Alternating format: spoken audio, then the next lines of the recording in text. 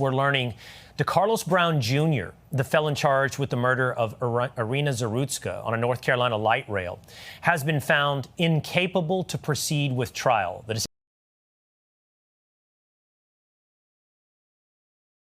She had her earbuds in. That's the part that stays with you. Not what happened next, but the fact that she never heard it coming. 1 second, she's looking at her phone, sitting the way anyone sits on a train after a long shift. Tired, quiet, close to home. And then the train keeps moving, like nothing changed. Like the city outside the window doesn't know yet. Like the steel on the rails doesn't care what just happened in that car. There's a moment on the surveillance footage that most people miss the first time. A shift. Small. Almost nothing. A hand that wasn't still anymore. Eyes that opened just a little too wide. 4 seconds of something that no one sitting in that car was ready for. And then, she was on the floor, and the train kept moving. Her name was Iryna Zarutska. She was 23 years old. And if you want to understand what happened on that train in Charlotte, North Carolina, on the night of August 22nd, 2025, you have to start somewhere most people don't. You have to start with the fact that she had already survived something that would have broken most people entirely. In February of 2022, Russia invaded Ukraine. Iryna was 19 years old. The country she had grown up in, the streets she knew, the future she had quietly been building, all of it became a war zone overnight. 6 months later, she left, with her mother, her sister, her brother. They crossed out of a country that was on fire and landed somewhere they had never been. She arrived in North Carolina with nothing and began the slow, hard, extraordinary work of rebuilding a life from the ground up. She settled in Huntersville, then eventually moved to the No-Da neighborhood of Charlotte with her boyfriend. She enrolled in classes at Rowan Cabarrus Community College. She found work at a pizzeria in the lower South End. She took driving lessons because her family had never owned a car. She cared for her neighbors' pets.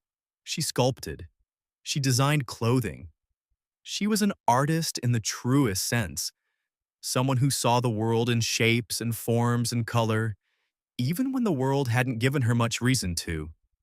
She was by every account someone who had chosen, deliberately, quietly, every single day, to build something beautiful out of what was left. She was almost done with her shift the night she died. 2 stops from home. If you're just joining us here at Real World Crime Files, stay with this one. Because this is not just a story about what happened on a train. It's a story about everything that happened before it, and whether any of it had to happen at all. Now, here is something that doesn't get said enough about cases like this one. The horror doesn't begin on the night of the attack. It begins years earlier, in smaller rooms, in quieter moments, in the gap between what someone needed and what the system was willing to provide. DeCarlos Brown Jr. was 34 years old the night he boarded the Lynx Blue Line. He had been born in Charlotte. He had grown up there.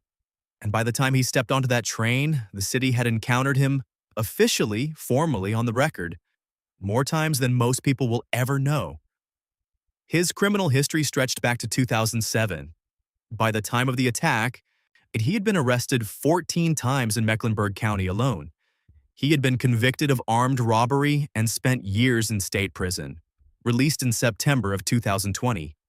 And then something shifted. His sister said he didn't seem like himself after he came home. He struggled to hold a conversation. He couldn't keep a job. There were moments of aggression that came without warning. She described watching her brother change into someone she no longer recognized and feeling completely powerless to stop it. His mother tried to get him placed in a long-term facility. Not once, multiple times. Each attempt failed because she wasn't his legal guardian, and the system required more than a mother's word that her son was in crisis. He told his sister the government had implanted a chip in him. He told officers months before the attack, that he had been given a human-made substance that controlled when he ate, when he talked, when he walked. In 2024 alone, he had 3 separate interactions with Charlotte-Mecklenburg Police's Community Crisis Response Team. 3 times, officers encountered a man who was clearly unwell. 3 times, he was referred to available resources. 3 times, he walked away from those encounters without the kind of intervention that might have changed what came next. Then, January 2025, he was arrested for misusing the 911 system. He told the dispatcher that people were trying to control him. Officers responded. He was brought before a magistrate that same night and released. Written promise to appear. No bond. Back on the street before the sun came up. Now, to be clear, the magistrate on duty that night was operating with limited information. That is not unique to this case. Magistrates across the country make decisions in the middle of the night with incomplete records, relying heavily on what the arresting officer communicates in the moment. Mental health history doesn't always make it into the room, but what that night represents, regardless of how it's explained, is the last visible door that was opened before August 22nd, and it closed. The Lynx Blue Line runs through the heart of Charlotte. It connects the south end of the city to the uptown core and carries thousands of riders every day. It is by any measure a public space, the kind of place where the city's full range of humanity moves through together. Workers, students, families, people on their way to somewhere. In the years leading up to the attack on Iryna Zarutska, that line had been the site of 23 incidents involving assault with a deadly weapon or homicide since 2020. The state's own auditor had found a 40% drop in armed security personnel on the system in the years before the stabbing.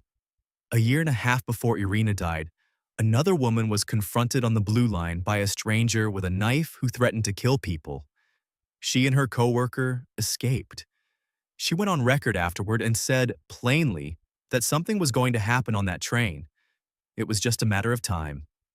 She was right. On the night of August 22nd, 2025, Brown had been riding the Blue Line for hours. Surveillance footage later showed him making unusual movements, laughing to himself.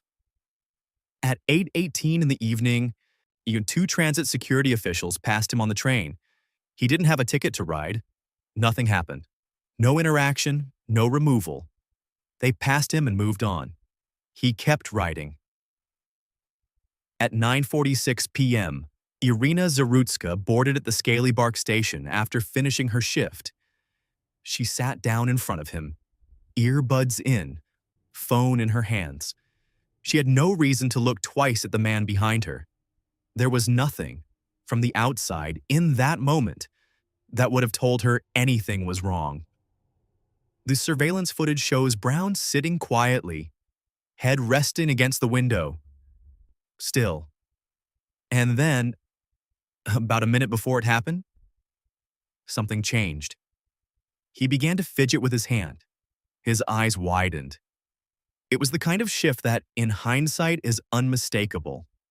In the moment, on a moving train, it likely looked like nothing at all. 4 minutes after she boarded, he stood up. He pulled a pocket knife from his hoodie, and he stabbed her 3 times from behind. The medical examiner's findings were precise and devastating. 1 wound to the neck, injuring the right jugular vein. 1 to the right breast, injuring the left carotid artery. 1 to the left knee. She remained conscious for almost a minute. Passengers around her moved toward her. At least 4 people in that car witnessed what happened. Someone called 911. The caller could barely speak. They managed to say, "He just stabbed her for no reason." Brown walked to the front of the car. He removed his sweater. He wrapped his hand. He stepped off the train at the East/West Boulevard station. Police were waiting on the platform. He was arrested there, having walked away as though the night was almost over. Iryna Zarutska was pronounced dead at the scene.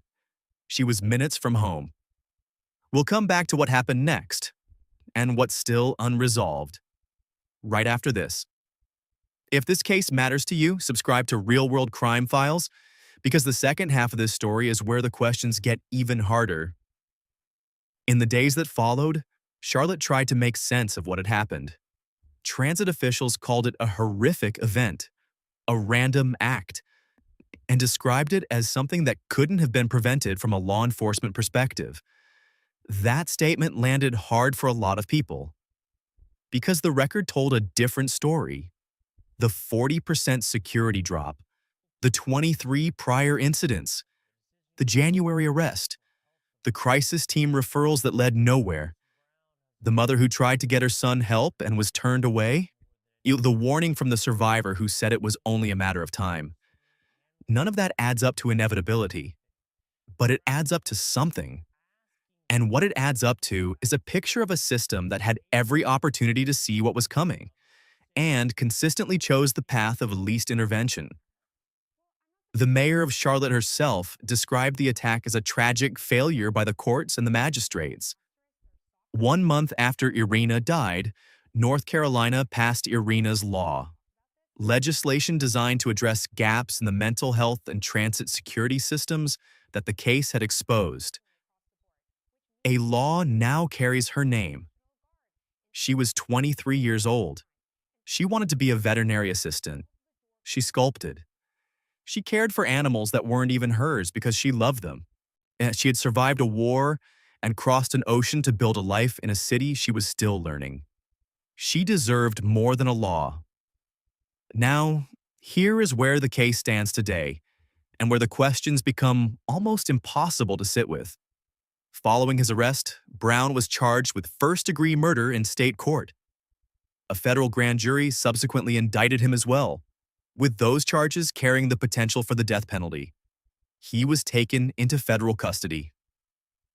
In December of 2025, Brown underwent a mental health evaluation at Central Regional Hospital. The finding, incapable to proceed. In April of 2026, his attorney filed a motion to delay a critical pretrial hearing by up to 6 months, citing that finding and the additional complication that because Brown remains in federal custody, moving forward with the state case creates what the filing calls a logistical barrier. Legal analysts note that a finding of incapability to proceed does not mean Brown will be released. What it means is that before the case can move forward, there must be a full competency hearing, a separate, formal legal process that determines whether he can stand trial at all. If he is found incompetent, he could be sent for rehabilitation, a process that, under the law, has no fixed timeline. It could take 6 months, it could take 6 years. There is no schedule on which Iryna's family can mark a date. There is no resolution in sight. And then there is this. In the political aftermath of Iryna's death, her story was used by public figures to make arguments about immigration and border security. The implication, stated plainly by some and implied by others, was that the violence she suffered was connected to the fact that she had come from another country. But DeCarlos Brown Jr. was born in Charlotte, North Carolina. He is not an immigrant. The narrative that was built around her death in certain corners of public discourse was constructed on a factual inaccuracy. She was the immigrant. She was the one who had crossed borders, survived a war, rebuilt herself from nothing. She was the one who had come here and asked for nothing except the chance to live a quiet, ordinary life. She was the victim. And her story was still taken from her. Not just on the train, but afterward, in the mouths of people who used her name without knowing a single thing about who she was. Here is what we are left with. A 23-year-old woman who survived a war, crossed an ocean, enrolled in college, walked her neighbor's dogs, and was stabbed to death 4 minutes into a train ride home. A man whose family watched him deteriorate for years and begged a system to intervene. A system that saw him, touched him, documented him, and consistently let him go. A city that acknowledged the risk on its transit lines and allowed its security presence to shrink by nearly half. A legal process that is now suspended in a space with no walls and no windows, where justice exists in theory, but has no date attached to it. And a question that doesn't have a clean answer, but deserves to be asked out loud. How many people have to tell us that something is wrong before we believe them? His family told us. She told us. The survivor on the train told us. The auditor's report told us. 23 prior incidents told us. We were told. Her name was Iryna Zarutska. She was 23 years old. She had her earbuds in. She was looking at her phone. She was 2 stops from home. And the train kept moving.